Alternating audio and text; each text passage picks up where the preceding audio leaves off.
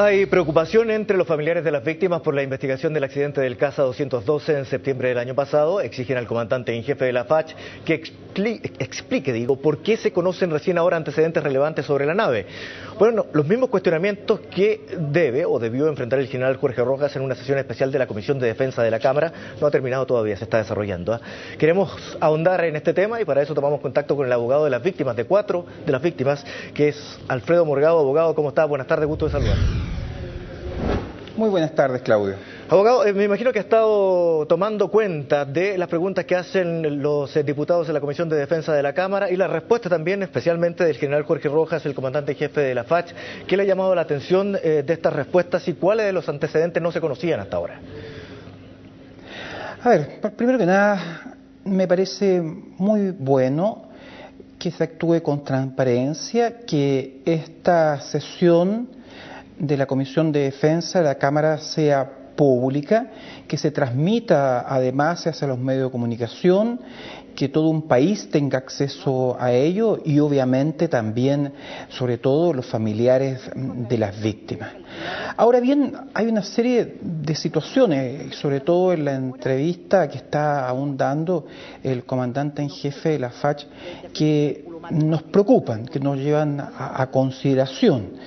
Y dentro de ello, de los elementos claves para nosotros, está el que él nos dice y reitera algo que de verdad cuesta creer, que la comandante de la aeronave por sí y ante sí y ella sola es la que resuelve que se lleve a efecto esta misión. Es decir, él nos dice, la ejecución del vuelo depende exclusivamente de la comandante. Sobre todo, si se trata de una institución obediente, jerarquizada.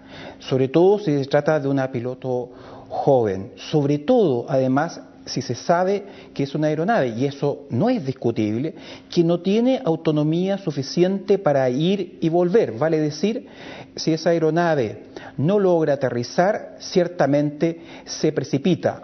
A diferencia de las aeronaves comerciales, que si es que no logran aterrizar, sabiendo lo complejo que es el aeródromo de Juan Fernández, pueden volver.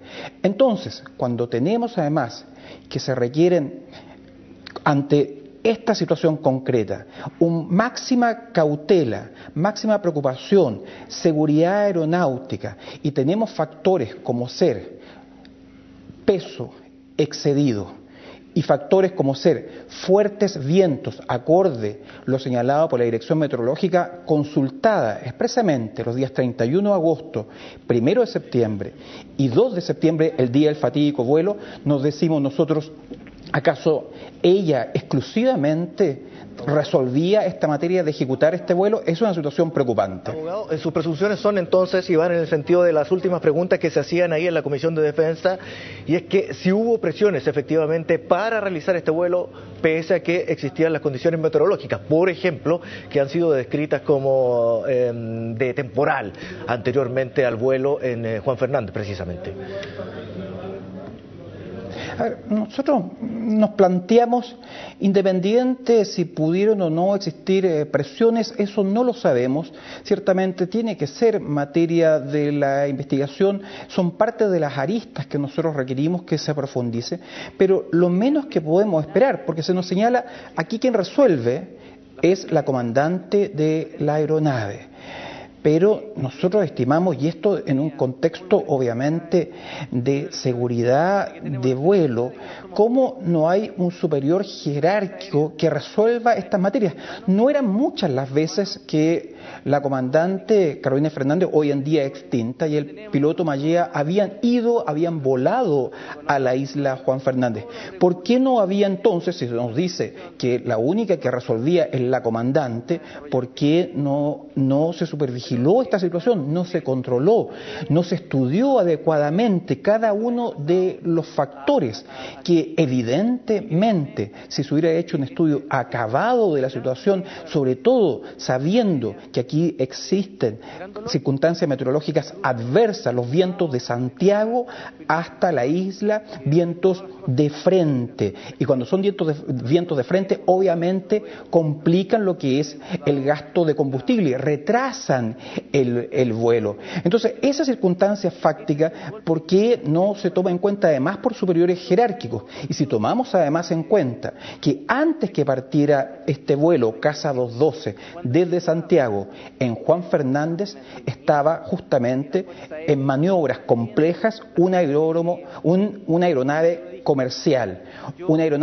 que a la primera no había logrado aterrizar por los fuertes vientos arrachados que ya se conocían por los pronósticos meteorológicos, y además cuando trata de aterrizar en segunda oportunidad y lo logra, resulta de que, afectada por los vientos, uno de los neumáticos se le desencaja.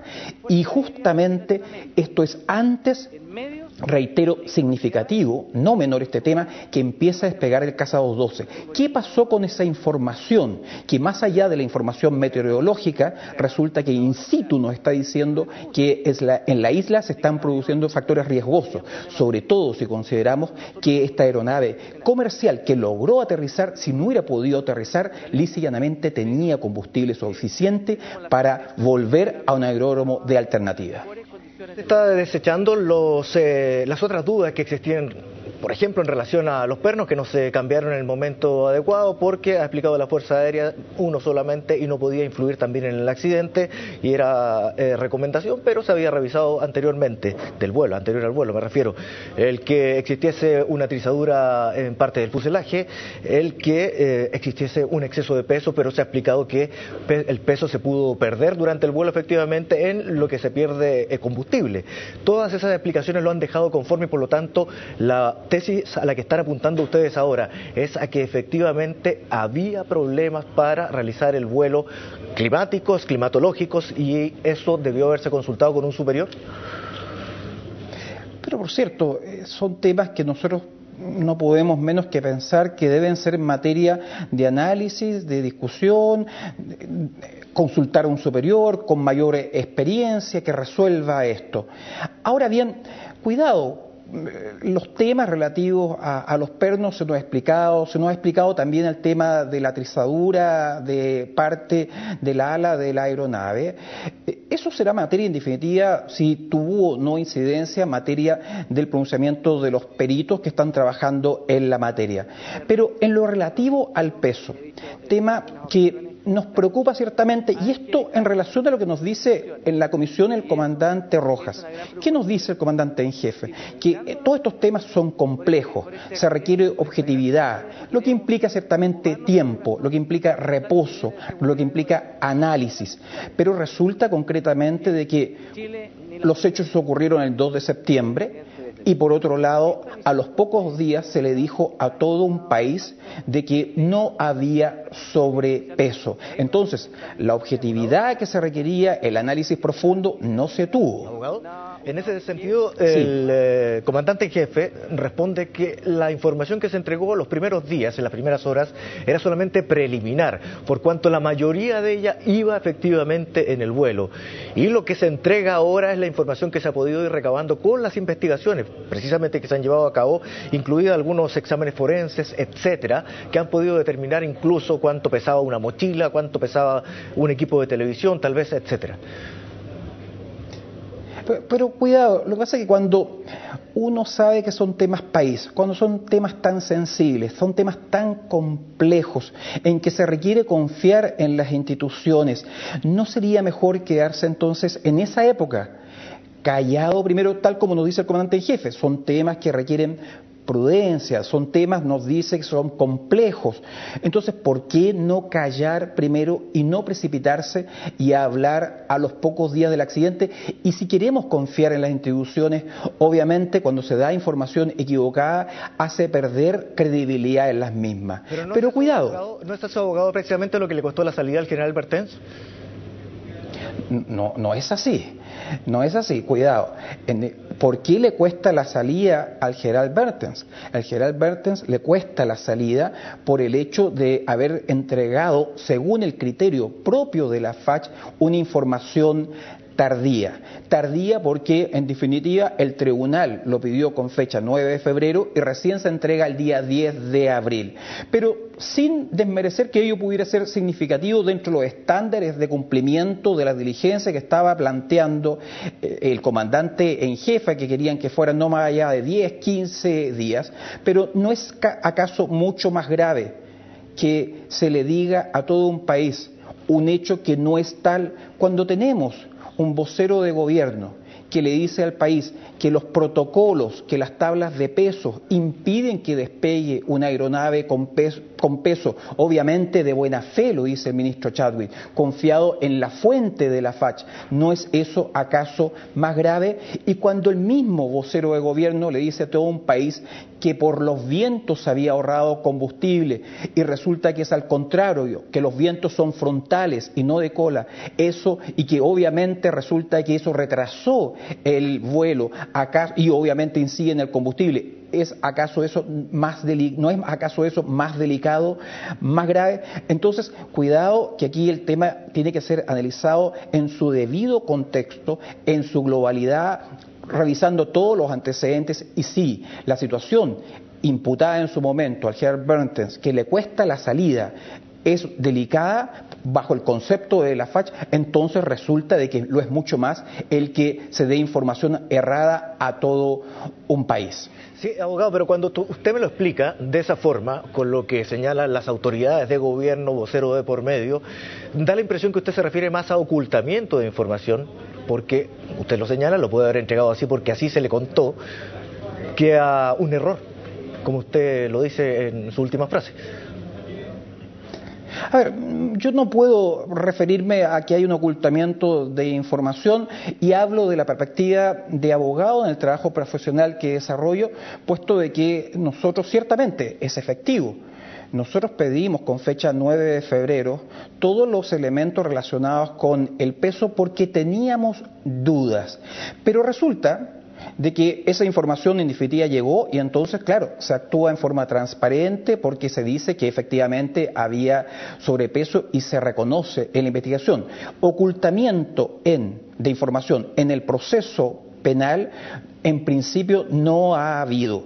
El tema es otro. El tema es que si comunicacionalmente se le dice al país y obviamente uno recoge esa información y uno obviamente confía como profesional, las familiares, las víctimas también confían en las instituciones, entonces resulta que nosotros en principio no pedimos durante el primer momento esas diligencias precisas porque teníamos el antecedente comunicacional. Pero obviamente cuando nosotros empezamos a tener dudas, revisámoslo, empezamos a hacer la suma, empezamos a hacer otras consultas, hacíamos una investigación también privada, resulta de que nos dijimos, no, el peso tiene que ser mayor.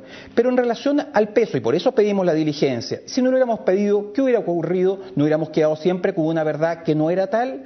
Y cuidado, el tema del peso, la información que hoy en día tenemos es una información que no es precisa, es una información teórica, es una información que se basa en muchos supuestos, porque, y esto también es importante, porque resulta de que el manifiesto de pasajeros, nosotros pedimos que ese documento que constaba, donde aparecen los 15 pasajeros, en que aparece el peso sumado de pasajeros más el equipaje, pedimos el detalle. ¿Y qué se nos contestó? Ahora, hace poco, pasado el 10 de abril, se nos contestó de que habían 4 copias y resulta que una sola copia tenía el peso detallado y justo se fue en el vuelo. Y había otro documento, un formulario en que resulta que se pone el peso, además de los pasajeros, de los tripulantes, de la carga y del equipaje. Y resulta de que ese documento también se fue el vuelo. Entonces, pensemos que ello es cierto y por lo tanto destacamos la labor que se ha desarrollado con el objeto de lograr establecer cuál era el peso real, que ya sabemos que es discutible. Entonces, ¿qué tipo de norma de seguridad tenemos hoy en día en el sentido de que estos temas tan fundamentales como el peso, que nos permitirían analizar con posterioridad un accidente, resulta que se van en la aeronave que en definitiva se siniestró? Sí, por supuesto, abogado. Mucho todavía por averiguar en este sentido. En el último punto solamente el comandante jefe de la FACH lo considera un procedimiento defectuoso y a corregir para tener una copia en tierra, por lo menos, abogado. Pero le quiero agradecer por este contacto, dándonos a conocer también lo que usted considera, lo que la defensa de las víctimas, de algunas de las víctimas, considera respecto a lo que se ha conocido durante los últimos días y la intervención del comandante jefe de la FACH en el día de hoy ante la Cámara. Que esté muy bien, muchas gracias. Muchas gracias, que esté muy bien usted.